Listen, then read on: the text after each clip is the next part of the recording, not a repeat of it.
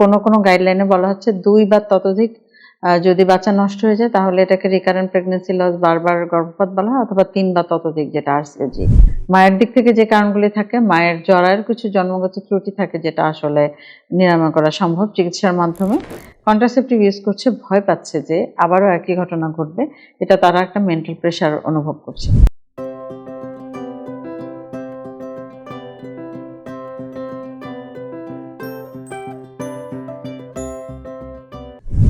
কথা বলছি doctor Tahmina Ahmed, infertility care and diagnostic centre, fertility specialist হিসেবে কাজ করছি।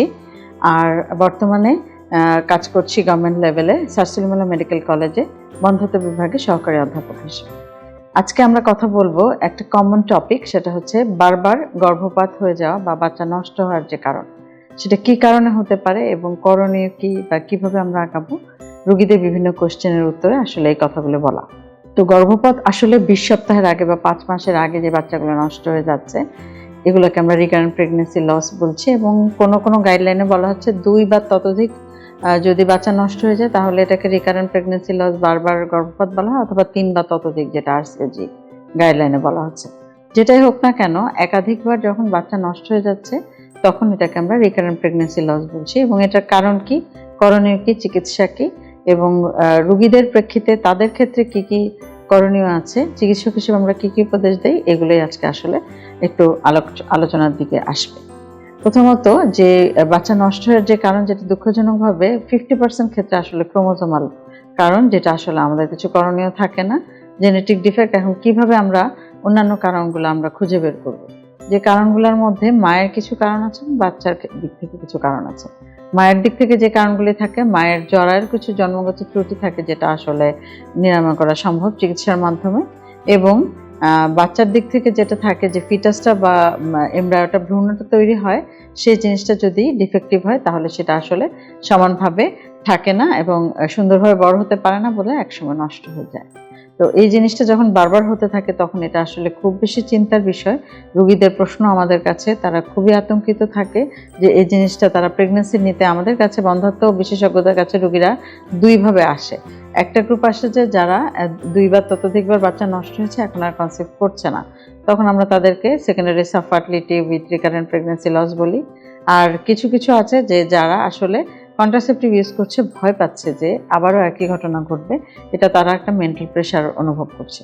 তো এই দুই গ্রুপের ২ ধরনের কাপলের জন্য আমরা আসলে কারণগুলো আসলে অ্যানালাইসিস করার চেষ্টা করি ট্রিটমেন্টের ক্ষেত্রে। প্রথমে কারণ যদি আমরা বের করতে না পারি তাহলে আসলে চিকিৎসাটা যথাযথভাবে দেওয়া যায় না। কারণ কি কি হতে পারে বলছিলাম, যে মায়ের এবং বাচ্চার দিক থেকে মা এবং বাবা দুজনের ক্যারিওটাইপিং আমরা করে থাকি, জিনগত অ্যানালাইসিস কিছু রেয়ার ভ্যারাইটিতে পাওয়া যায়।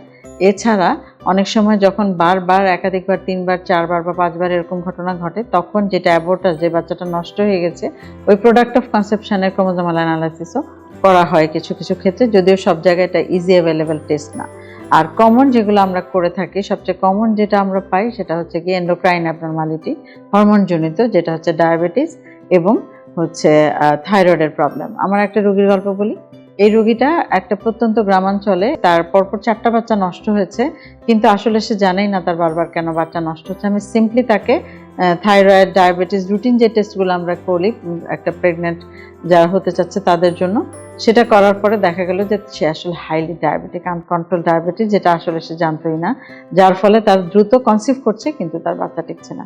যখন তাকে ইনসুলিন স্টার্ট করে তার ডায়াবেটিসটা কন্ট্রোল করে পরবর্তী প্রেগনেন্সিতে গেল, খুব সুন্দরভাবে প্রেগনেন্সিটা কন্ট্রোল হলো এবং সিজারিয়ান সেকশনের মাধ্যমে একটা সুন্দর বাচ্চা হলো। এবং এর ১-১.৫ বছর পরেই ওই মহিলা আবারও কনসিভ করলেন এবং পরপর ২টো বাচ্চা তার ৩ বছরের মধ্যে আমার তত্ত্বাবধানে হয়েছে। তো এই যে সফলতাগুলো আমাদেরকে আসলে আশা জাগায়, এবং আমরা রোগীদের ক্ষেত্রে তখন যেগুলা ট্রিটেবল বা আমাদের পক্ষে সমাধান করা সম্ভব, ওই কারণগুলি আমরা যদি একটু সচেতনভাবে নিজেরা ডায়াগনোসিস করি, রোগীদেরকে কিছু গাইডলাইন দিই, তাহলে আসলে এই সমস্যার সবগুলো না হোক অনেকগুলো ৩ ভাগের ২ ভাগ সমাধান হয়ে যায়। এছাড়া থাইরয়েড একটা কমন সমস্যা হিসেবে এখন দেখা দিচ্ছে। থাইরয়েডের প্রবলেমগুলো আনডায়াগনোজ থাকে, যখন ডায়াগনোসিস করা যায়, থাইরয়েডের প্রবলেমটা যখন সমাধান হয়ে আসে, তখন সুন্দরভাবে কনসিভ করে যায় আর অ্যাবর্শন হয় না। এছাড়া কিছু ইমিউনোলজিক্যাল ফ্যাক্টর আছে যেগুলো আসলে জন্মগতভাবে থাকে, আমরা এগুলাকে কিছু medical transfer, antiphospholipid antibody, anticardiolipin antibody, lupus anticoagulant, এই ধরনের টেস্টগুলো আমরা করে protein C, protein S deficiency, এগুলো কিছু থ্রোম্বোফিলিয়া থাকে, থ্রোম্বোলাইটিক কিছু ডিজিজ থাকে, ওই জিনিসগুলো আসলে আমরা ইনভেস্টিগেশন করে ডায়াগনোসিস করে কিছু প্রপার ট্রিটমেন্ট আছে এবং যেটা কনসেপ্ট করার সাথে সাথে শুরু করলে এই প্রেগনেন্সিটা কন্টিনিউ করে এবং এরকম অনেক প্রেগনেন্সি আমাদের কাছে কন্টিনিউ করেছে। এছাড়া আরেকটা যেটা হচ্ছে জন্মগত ত্রুটির কথা বললাম, মায়ের জরায়ুতে কিছু সেপ্টাম পর্দা থাকে, যার ফলে সাধারণত এগুলা একটু বেশি বয়সে, যেমন 3 মাস 4 মাসের বাচ্চাগুলো নষ্ট হয়ে যাওয়ার কারণ, তখন এই জিনিসটা আসলে হিস্টোস্কোপিক সেপ্টাম রিসেকশনের মাধ্যমে ওটা ভেরি সিম্পলি ওটা আমরা কারেকশন করে দিই। কারেকশন করে দেওয়ার ফলে তখন আবার নেক্সট প্রেগনেন্সিতে সুন্দরভাবে কন্টিনিউ করে। তো এই যে আমরা কারণগুলো বললাম, যে ক্রোমোসোমাল অ্যাবনর্মালিটি যেটা আসলে বেশিরভাগ ক্ষেত্রে আমাদের পক্ষে সমাধান করা সম্ভব নয়, কিন্তু বাকি যেগুলো আছে ডায়াবেটিস কন্ট্রোল করা, থাইরয়েডের লেভেলটা নর্মালে নিয়ে আসা, আরেকটা ইম্পর্টেন্ট জিনিস সেটা হচ্ছে ওজন। যে কোনো একটা আরসিওজি গাইডলাইনে বলা হয়েছে যে 19 থেকে 25 পর্যন্ত আসলে একটা বিএমআই, একটা আইডিয়াল ওয়েট রাখতে হবে। যে মায়ের রিকারেন্ট প্রেগনেন্সি লস হচ্ছে তার ওয়েটটা আন্ডার ওয়েটও হতে পারবে না, ওভারওয়েট বা ওবেসও হতে পারবে না। এই দুইটা কন্টিনিউ করে যদি কেউ আন্ডারওয়েট থাকে তার ওয়েটটাকে বাড়ানো, অথবা ওভারওয়েট বা ওবেস থাকলে এক্সারসাইজ ডায়েটের মাধ্যমে নির্দিষ্ট ডায়েট কন্ট্রোল করে এটাকে নির্দিষ্ট একটা আইডিয়াল ডায়েটে নিয়ে আসলে, ওয়েটে নিয়ে আসলে, বিএমআইটা যদি ভালো থাকে তখনও কিন্তু অনেকগুলো সমস্যার সমাধান হয়ে যায়। তাহলে আমরা যদি সামারাইজ করি, রিকারেন্ট প্রেগনেন্সি লস বা বারবার যে বাচ্চা নষ্ট হয়ে যাচ্ছে, এই জিনিসগুলো আসলে খুব সুন্দরভাবে ইভালুয়েট করলে এর শতকরা 60% 60% আসলে নিরাময়যোগ্য, সমাধানযোগ্য।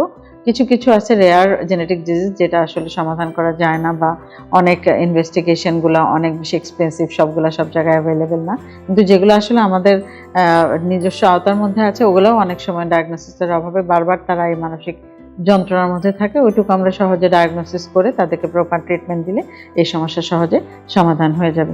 সবাই ভালো থাকবেন, ধন্যবাদ সবাইকে।